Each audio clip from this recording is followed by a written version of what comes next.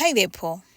A long time ago, two young people fell in love and pursued a hidden, secret relationship despite the enmity and grudges that existed between their families. Their relationship began one spring night during a festival to invite the rains when a young man, Rujizo, watched a sprightly young woman dance. She was not the only one that was dancing. Not at all. Several other young men and women defied the mosquitoes that buzzed in the air and the dust that billowed from their stomping feet as they danced and the smell of sweat from their bodies to dance muchongoyo and jiti. As they danced, they sang along to the Vashauris who led the songs and laughed joyously as the music overtook their borders. But Rujizo, young as he was, refused to dance with them. He had felt his mother glaring at him, daring him to join the others, and a warning for his aloofness being the reason he had no friends floated in his head. So he stood by the corner of a wall, half hiding and hoping he was as far away from his mother's prying and nudging eyes as was possible, all the while hugging a gourd of the 7-day fermented beer, praying for the festival to be over so he could head back home. It was from this hiding place that he had spotted her. His first glimpse of her had been of the young woman dancing vigorously with her feet, her face turned to the moon, and her mouth wide open in laughter. All that had been for a split second, as her next step had taken her to look sideways, and then she had been swallowed by the dancing bodies around her.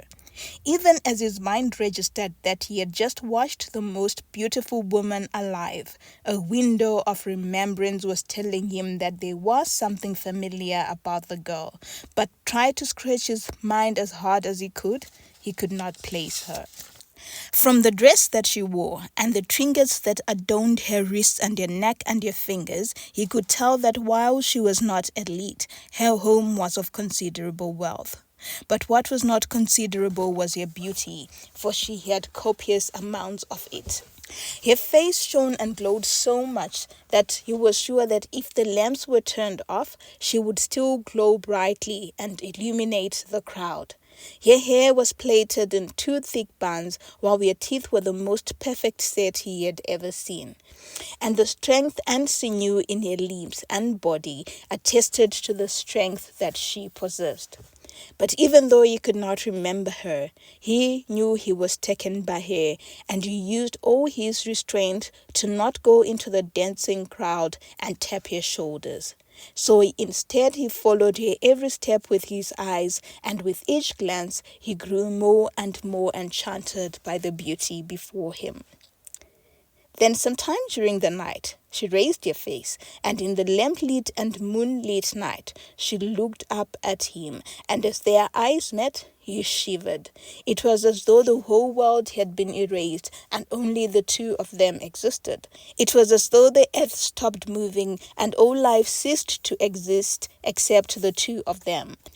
And he watched, as though an invisible string was drawing her to him, as her face changed and became more serious, and she began walking towards him. As if he were in a trance, he tried shaking his head to clear the image of the beauty who was walking towards him, but there, as though being pulled by invisible cords, she was coming to him.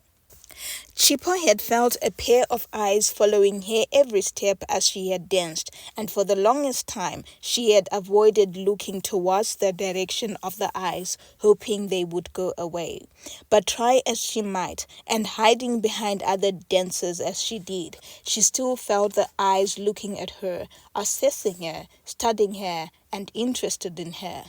"Go away," she would whisper to the eyes as she danced. "Leave me alone. Go." From the strength of the unseen gaze, she could tell that the watcher was a man who was interested in her.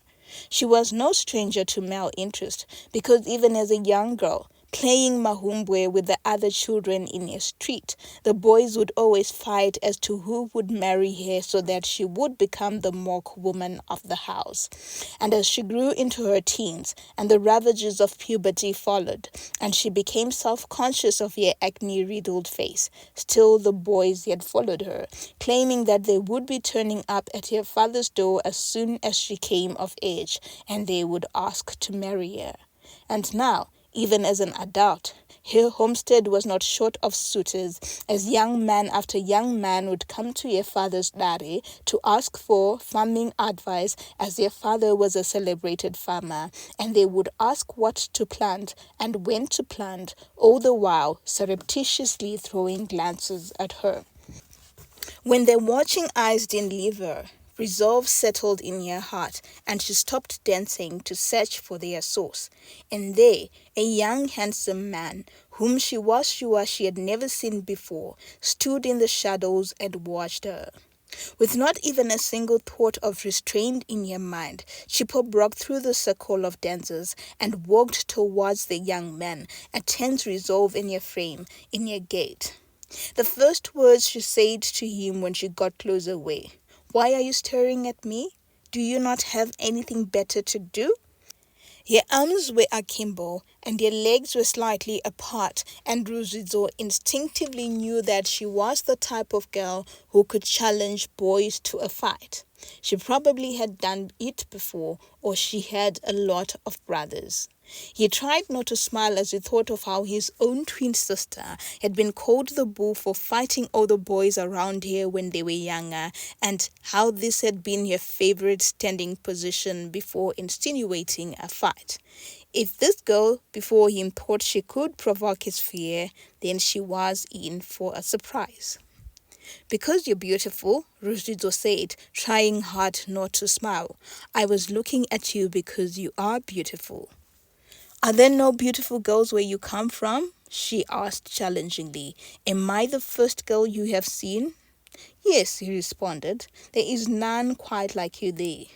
The girl clicked her tongue, then said, "I don't care about that, but if I find you watching me again, I will call my brothers. I have 6 of them, and they will drag you back to where you came from with your toy." She turned to leave, but Rujizo quickly sidestepped her so he blocked her passage. "At least tell me your name before you call your brothers," he said. Shippo clicked her tongue and made to move, but then realized that a third person had joined them. It was their older brother Tau, and he roughly tapped on the boy's shoulders so that he turned to look at him. Chipo watched as the 2 young men stood looking at each other, as familiarity ripped across both faces quickly, replaced by anger, and then tension, and then belligerence in their postures. Tau was the first to say something. "And what are you doing, Soko? Talking to my sister?"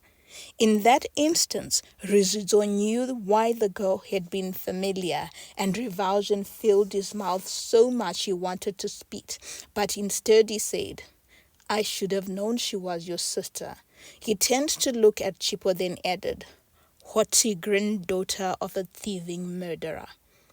Chipo saw his brother's fingers quickly tighten, but before he could swing his fisted arm, Rujizo had sidestepped them again and was pulling his skins tighter across his shoulders as he walked into the night.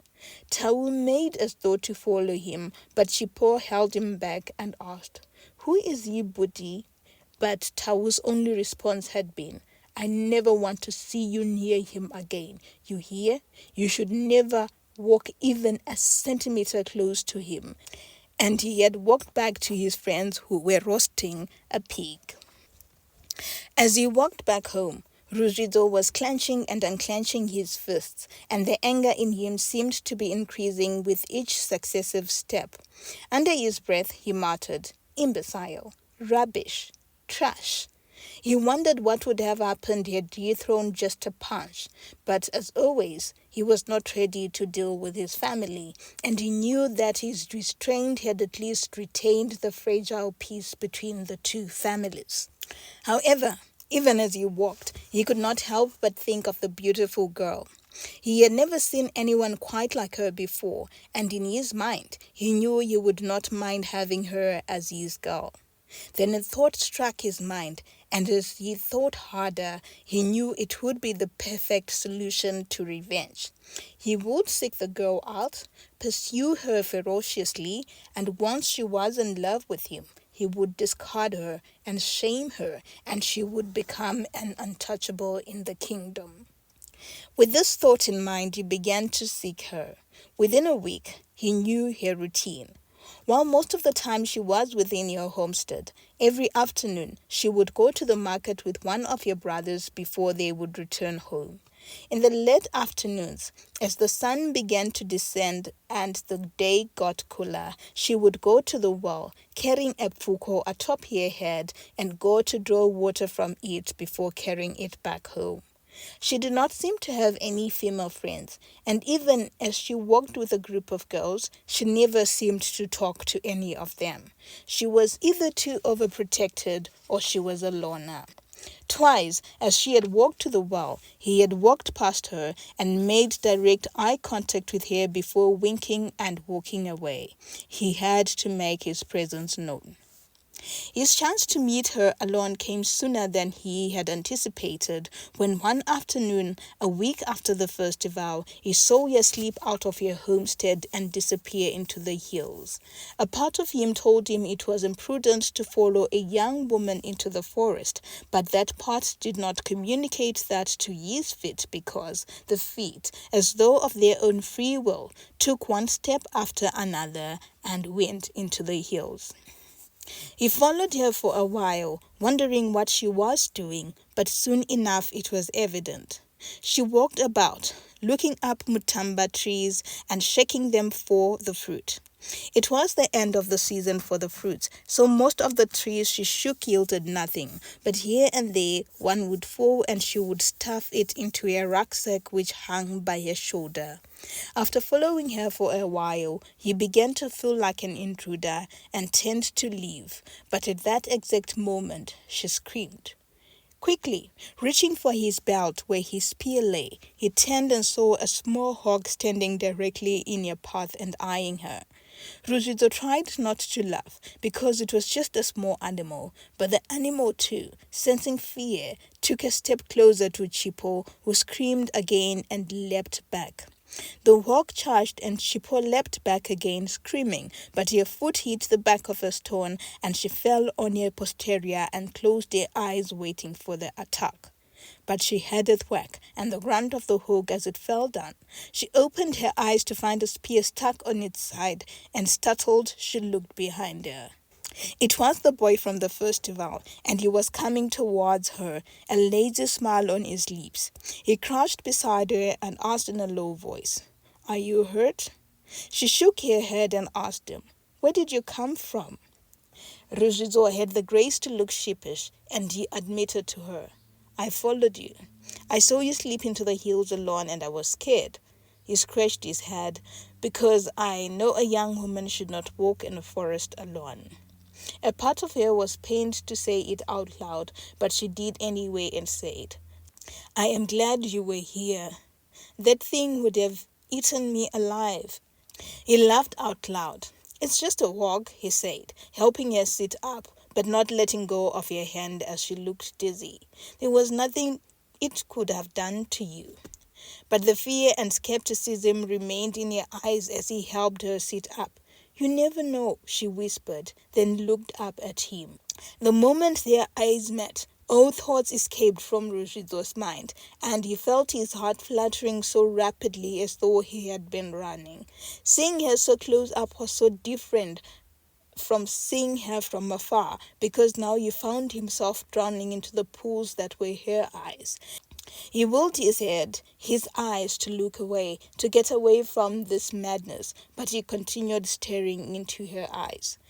And when she opened her mouth and in a small voice asked, "What is your name?"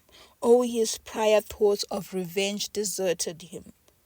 "Rujizo," he said to her, and she said, "My name is Chipo."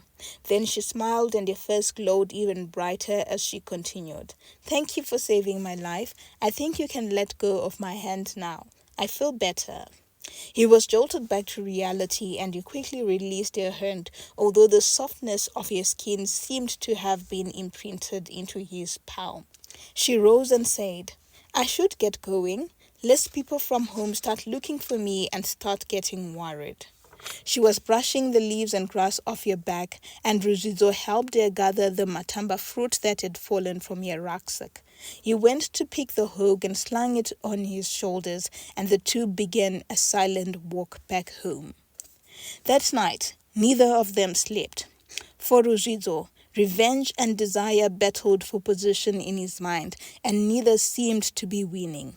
He knew that their families loathed each other, but still she was beautiful and he wanted to be with her, to be by her side, to spend every day with her, to breathe in her scent again, to feel her skin on his palms, to see her again. He tossed on his bed, and all he could see in his vision was their face, and even when he turned, she was still there, like a silent torment. For Chipo too, excitement and a slight bafflement competed in her head. Who was this handsome guy whom she had taken to so? Though she had always received male attention, she had never liked any of the boys who had looked at her. For her, they were just annoyances, just like her two younger brothers, so she had always ignored their catcalls and glances and whispers and whistles. But this was different, she could tell. She had liked the boy's presence, his touch, and his lazy smile, and in her heart she knew she wanted to see him again. But she also wondered why she had never heard of him before, or why she had never seen him prior to the festival. She also remembered that unlike the other girls in her village who could go out and spend mornings and afternoons together and accompanying each other on journeys across the kingdom, and thus knew who everyone was and from where everyone came from, she only spent time in her father's yard, and the few times she ventured out, it was under the guard of one of her three unmarried brothers. So she hardly ever interacted with anyone else in the village and in the kingdom at large except her brothers. But what was puzzling her was why the young man had called her the granddaughter of a thieving murderer the first time they had met, and she remembered too his expression as he said it, a mixture of hatred and rage. A shiver ran through her as she remembered that, because why then had the young man been following her when he had professed so much loathing? What if he had hurt her?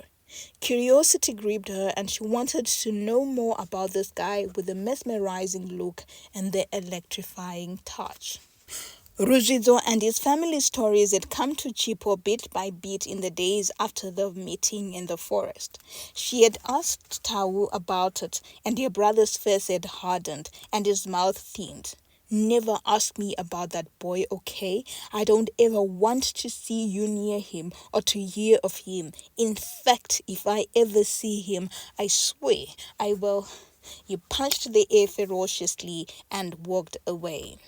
When she had found no response from her other brothers except the hardening of their faces, she turned to her father, who too looked angry at the mention of the name, and sent her away. But later that night, as he sat by the dairy shelling peanuts and drinking the sour maheu, he had dismissed his sons and called for his only daughter. "Sit beside me, my daughter," her father had said. And as they sat and listened to the distant rumble of thunder, and with the delicious scent of burning peanut shells filling the night, her father had spoken. "A long time ago," her father said, "I was still a little boy then. My father's sister fell in love with a man from the Soko household.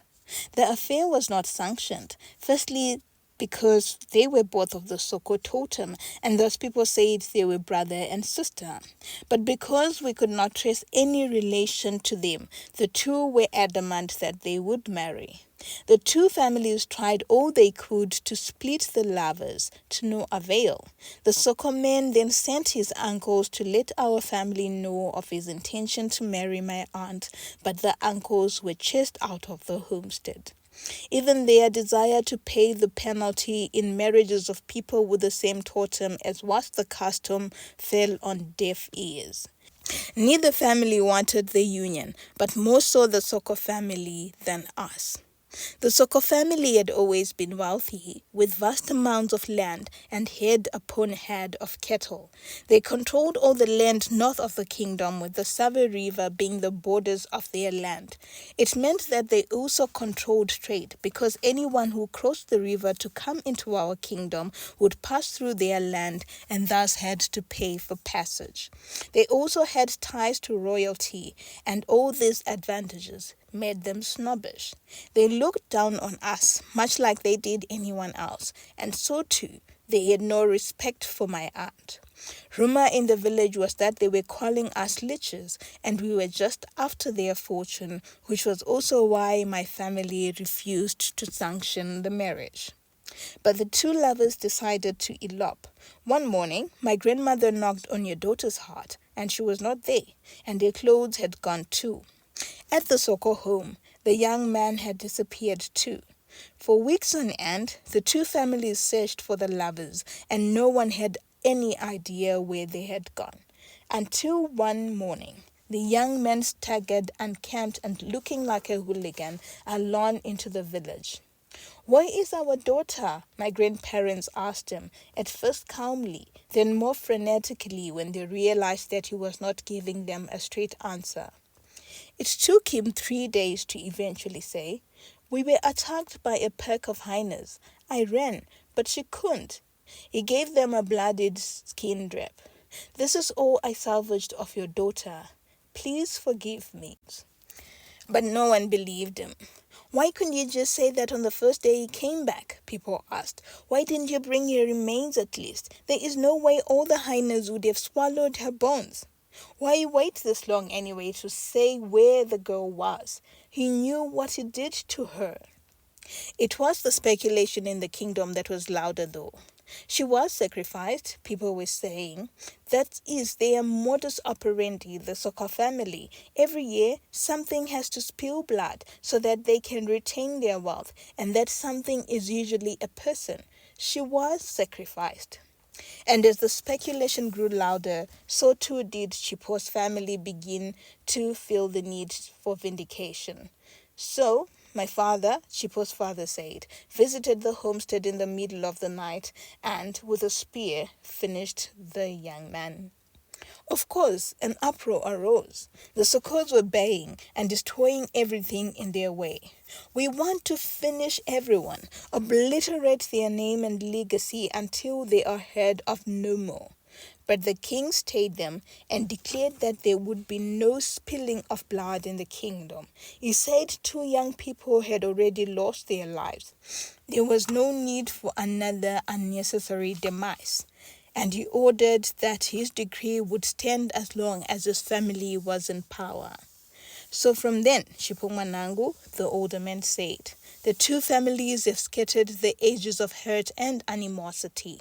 The families have both upheld the decree, of course, but the king said nothing about stealing each other's cattle or sprinkling portions on each other's doors or flying over each other's homes on winnowing baskets. So we can do that. He laughed. "But Baba," Chipo said, "can't anything be done to end the field? The perpetrators and the victims are all gone. When then shall this enmity end?" Chipo's father looked his daughter square in the eye, then said, "When we know where he buried my aunt's remains." They had then talked of other issues and laughed, but the lightning was closer now, and individual drops of rain began to fall. Chipo bade her father good night and stood, about to dash to her hut. But before she could make a single step, her father called her, "Chipo?" She turned to look at him and he said, his voice stern and his posture brooking no opposition, "Tawu told me that you met the Soko boy on the night of the festival. May it be the last meeting. He is not our friend, and we are not his friend. Should you ever see him again, turn and change paths. Understood?" Chipo nodded and ran through the increasing raindrops to her heart. But as soon as her head hit her pillow, all thoughts of what her father had said vanished, and all that was in her mind were the thoughts of a young, handsome man with a lazy smile. And when in the morning she opened the door and found his 7-year-old nephew standing outside it and holding a damba fruit out to her and saying that a boy standing by the fence said I should give this to you, she tried hard not to smile. In the days that followed, she tried as hard as she could not to think of the young man and to imprint in her forgiving heart that he was the enemy and could hurt her. But still, he was all she thought of.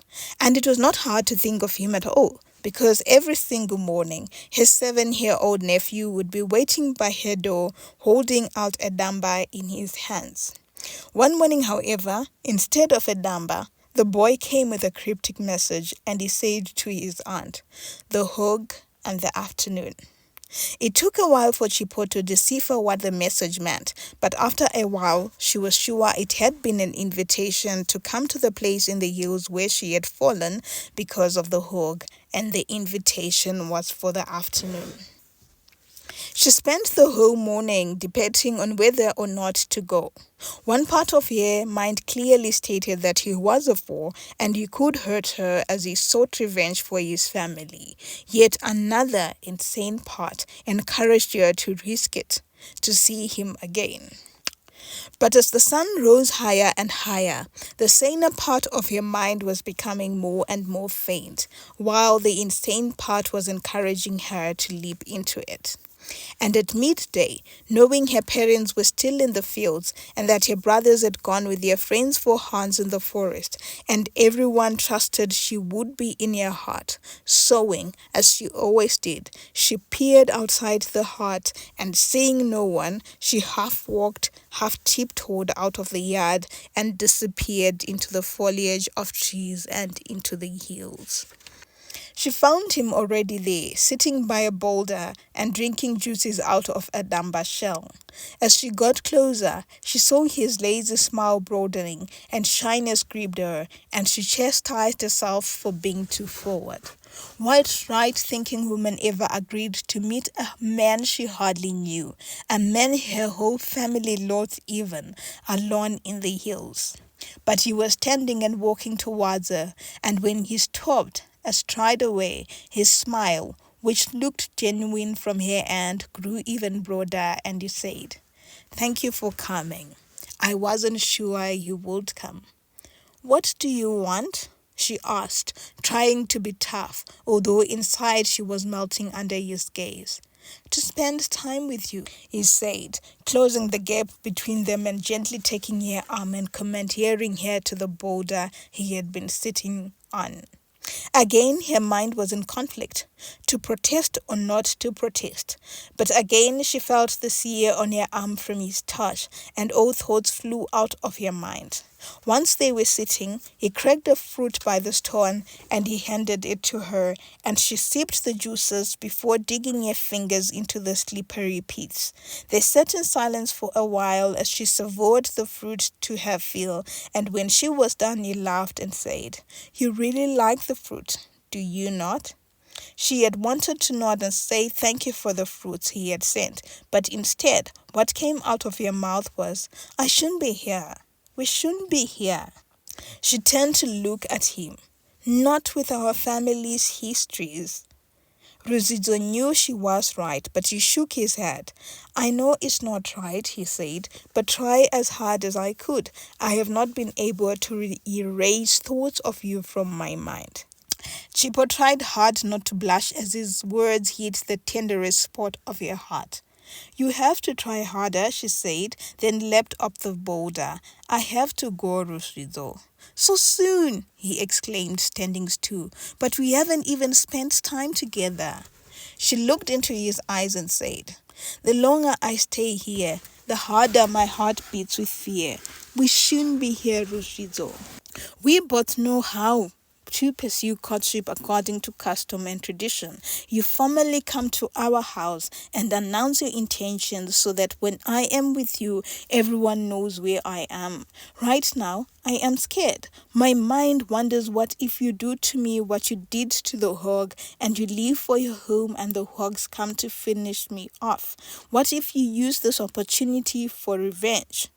Then in a smaller voice she finished, I remember what you said to me about me on the night of the festival.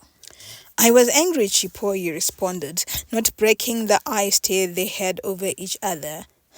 I cannot lie that my attraction to you is not marred by the enmity between our families, but my heart wants to be with you, and that heart will never hurt you. Please, stay. Let's chat for a while, then I will accompany you home soon. Even though the conflict continued to rage in Chipo's mind, she allowed herself to sit, and by the border, they small talked of the weather and of the stories in the kingdom and the folk tales they had had. They were careful to skirt over their families, and when after a while Chipo rose again, he had the grace to accept her departure and accompanied her to the edge of the hill, where he made a promise they would meet again in 2 days. As Rujizo walked back home, all he could think of was how unfair life was, and how now he had to bear the brunt of an argument that had occurred long before he was born. But he could also not shake off his father's anger. My brother perished at the hands of those imbeciles, perished for nothing but a girl with no self-respect, a girl who couldn't even respect her own family, and shamelessly ran away with a man in the middle of the night. That's whom my brother perished for. Son, his father had said, turning to Rujizo, I am too old now, and I can't fight any longer. But you can fight. A blood crime can only be fixed with another blood crime. So when the time is right, annihilate them all. Finish them off. Promise me you will? And Rujizo had nodded. But now, all that was in his mind was when next he would see Chipo again. When they next met again, Chipo was mellower, but still, she was on guard, keeping a distance from him and having a clear escape route in her sight. He had brought with him a single damba fruit and apologized. That's all I could find, and she had nodded, devouring the fruit, knowing it would be one of her last this season. This time, they talked more and laughed more, and Chipo was startled when she realized that the shadows were beginning to lengthen, and with Rujizo at her feet, she ran home. And as one meeting grew into another, the two became softer with each other. Their smiles became permanent fixtures on their faces, with the moment they saw each other lighting their faces up.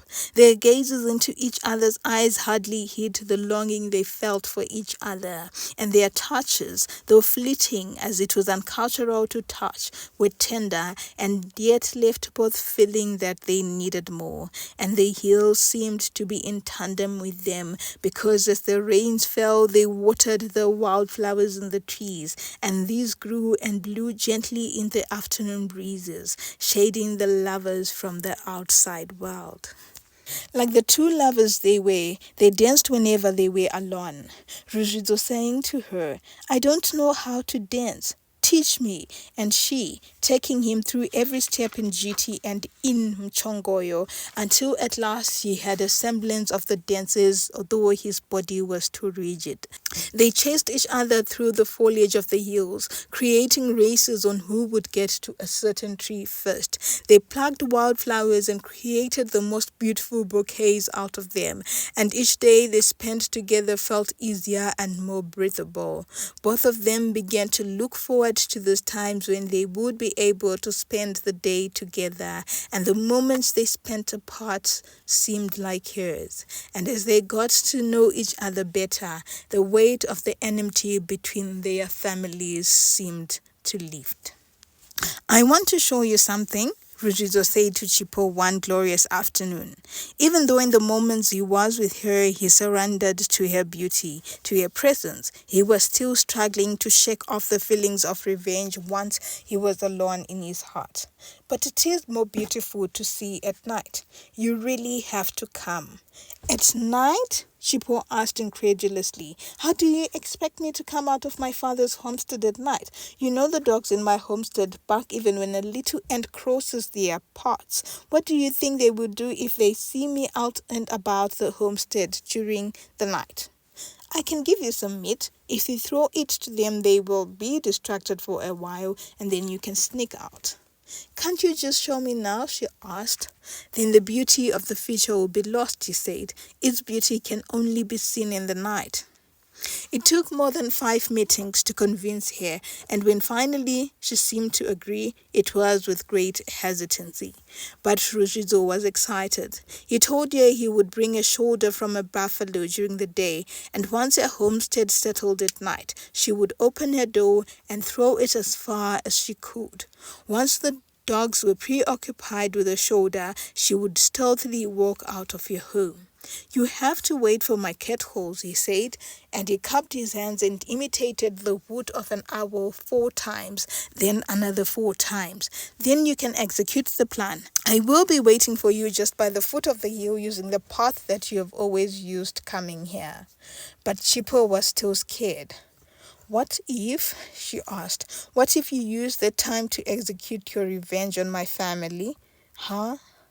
Chipo, Rujizo said, coming to stand before her and holding her shoulders by his hands, forcing the beautiful young woman to look up. If I wanted to execute revenge, I would have done so by now. In the past month I have spent with you, I have come to care for you so deeply I would not want to see you hurt, let alone hurt you myself. Even as he said these words, Rujizo knew how true they were. In that moment, for the first time since he had come to understand how big the enmity between the Sokos and the Mtemas were, Rujizo pondered on what would happen should he attempt to broker peace within the families. But whatever he said had been enough for Chipo, for she nodded and said, "It's okay. Bring the shoulder tomorrow and we can go tomorrow night." The plan worked, and as Chipo cleared her homestead and ran into Rujizo's arms, she was giddy with joy. It worked, she said, jumping up and down with glee, not even thinking how she would return to her home since the dogs would have finished their meat. I told you it would work, Rujizo said, holding onto her hand. He said, "Come on, let's go." Unbeknownst to the lovers, as they set off, someone was following them, their feet nimble on the ground, and keeping enough distance to not startle the lovers, and yet so they remained in his sight. Rujizo guided Chipo through the dense forest, using a path that was hardly used, and with only the moon and the fireflies lighting their path, Chipo followed him. She allowed herself a momentary shiver of fear, but Rujizo's warm hand made her dizzy, and all thoughts of danger vanished. She took in the forest at night and was amazed at how beautiful it looked. She had always thought that it would be scary, but no, it was enchanting. Everything seemed so surreal to her. And then, before you could tell her that they had arrived, she saw the beautiful sight before her. It was a glade with a beautiful waterfall that caught the glints of moonlight and winked back at them. The water cascaded gently into a serene river which meandered as far as Chipo could see. On either bank of the river, grass and wildflowers grew at the same length that they looked carpeted. Chipo took a sharp intake of breath before whispering, "It's beautiful." Rujizo smiled and his face glowed, illuminated by the moon, the river, and the fireflies. The two lovers stood there a while, watching nature, untermed yet beautiful. Chipo leaned in and rested her head on Rujizo's chest, and he wrapped his arms around her, and she felt the safest she had ever felt in years. She knew she wanted to stay like this forever. It was Rujizo who broke the silence and said, "Let's elope." She looked up at him and was almost at the verge of saying yes when she remembered. "History, repeating history," she said, grimacing, and extracted herself out of his arms. "You know we can never elope. We at least owe our families honesty." He laughed, even though there was no mirth in his laughter. Do you think our families want us to be together? Do you think I can simply come knocking at your father's gate without him throwing the knob curry at my head? He sighed, then added, Chipo, there is no future for us without defying our parents. And even as he said it, she knew it was true. Can't we? Chipo said, then told, before continuing with her thoughts. Can't we talk to our families? Again, Rizzo laughed and said, Maybe you can, but it was my father's twin brother who fell at your family's hand. That man can never reconcile with the Mutemas, unless, of course, there has been bloodshed. Chipo sighed. I don't think my father too can forgive. She took his hand and led him to a boulder beside the river where they both sat. We should do something, she said. I am sure we can convince them to allow us to marry. Rujizo shook his head and said, Eloping is the only solution on my end, but I will allow you to think about a possible solution. Then cheering up, he said, Let's enjoy this moment. Let's forget our families for a while and revel in the beauty before us. At that moment, a crackle sounded in the woods behind them, and startled, they both turned to find a squirrel gliding across the glade, and they both laughed. They sat on the rock for a long time and talked and laughed and forgot that at some point they would have to return home. The gentle riverside breeze cooled them, and not once did they feel sleepy. Chipo had to pinch herself several times to make sure that it was not a dream, and indeed it was not. They were both startled, however, when they looked to the east and they saw hues of red begin to color the horizon. We should go, Chipo was saying, standing up and pulling Rushizo's hand. Otherwise, I will be in trouble if my parents do not find me home. Let's just stay here, Rushizo said lazily, but he rose anyway. And as the two lovers brushed themselves down and prepared to go back home, they heard another crackle in the woods behind them. Expecting to see a squirrel, they were startled instead to find a human silhouette. Chipo gasped, but Rujizo grabbed her hand and pulled her as he began to run into the woods. As they got into the woods, the silhouette dived out of their sight, but Chipo had already seen who it was. It is my youngest brother, she cried. Quick, let's run and preempt him before he gets home and tells my family. But no matter how hard they ran, they did not see the figure again. Breathless from running, Chipo was also trembling with fear. He likes bribes, she told Rushizo in between breaths. If we find him earlier, we can bribe him and he will not say anything. It was almost light when they stumbled out of the hills and ran hand in hand towards Chipo's home, and just as Rujizo had thought, the homestead was eerily silent. Chipo ran around the homestead, running from one hut to the next, and opening door after door, and there was no one inside. Even her mother and sisters-in-law were not there. Even the dogs had left. They have gone to your home, she said, tears now rolling down her cheeks. Oh my, what have we done? We have started a war. But Rujizo was pulling her by the hand and shouting, Let's go. Chipo had no strength in her body, but she allowed Rujizo to guide her, and hand in hand they glided across the streets of the kingdom, the early risers watching them with curiosity. In her mind, Chipo prayed, Please don't let them fight. Please don't let them fight. But her prayer seemed futile, and she knew her brothers. They would never let a chance to fight go. Chipo knew she was too late when they arrived at the vast Soko homestead and saw one of her family's men servants lying on the ground, an arrow in his side, and staring and blinking into the air. Inside the homestead, she could hear the clanging of weaponry and shouts and screams, and she whispered to Rushizo, What have we done? But Rujizo did not let go of her hand and led her into the yard where two war camps chased each other with spear and arrow and knife. No one paid the two of them any attention as they stood, rooted to the spot, wondering what to do next.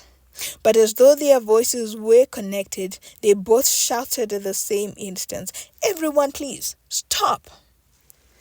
There was a momentary lapse in the fighting as people paused to look at the lovers, but then the pursuit and the fighting commenced in even greater earnest.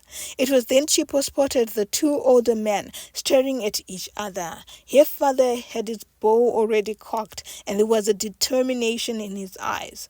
Rujuzo's father was older and was still stringing his bow, and Chipo could already see the end. Wrenching her hand from Rushizo, she screamed and sped to stand between the two men, but her father had just at that moment released his arrow. Everything happened in slow motion from then, and she watched as horror colored her father's face, and as the bow hit her shoulder, and then lose momentum before falling to the ground. In that instant, a weakness overcame her body, and she heard her father cry out, "It's poisoned! The arrow!" At that moment, out of the corner of her eye, she saw Roshizo's father flapping in the air with his hands, running and shouting, "Antidote! Antidote in the shed!" But she was falling and falling and falling, and two soft hands caught her before she reached the ground and closed her eyes. She did not pass because here and there she heard snippets of conversations around her. "Useless fight. Injure your own. Stop this fighting." Sometimes she opened her eyes and saw her mother or her father or Rushizo's father or Rushizo sitting, standing, pacing near her before she would fall back into another deep sleep. When she finally awoke, it was to someone rubbing her inert fingers. She opened her eyes and stared into Rushizo's concerned face, and when he saw her, he beamed. "Welcome back," he said. When Chipo tried to sit, Rushizo stayed there with his hands. "Not yet," he said. "You need to get better." "Where am I?" she asked finally, as the heart was unfamiliar to her. "You are in my heart," he said. Alarmed, she said, "Is my family okay?"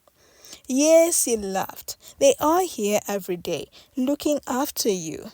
And then Rushizo filled her in on the pact that had been agreed by the two families. "They said no more bloodshed," he finished smiling. "They said we are free to even marry." Still feeling groggy, she smiled and reached out with her hand to touch his face. "Nothing will make me happier than to be yours," she said, massaging his chin. The end. Thank you for listening, and if you haven't already listened, also do listen to the other African romance stories in the playlist right here, and do not forget to subscribe for more authentic African stories. Lots of love. Bye.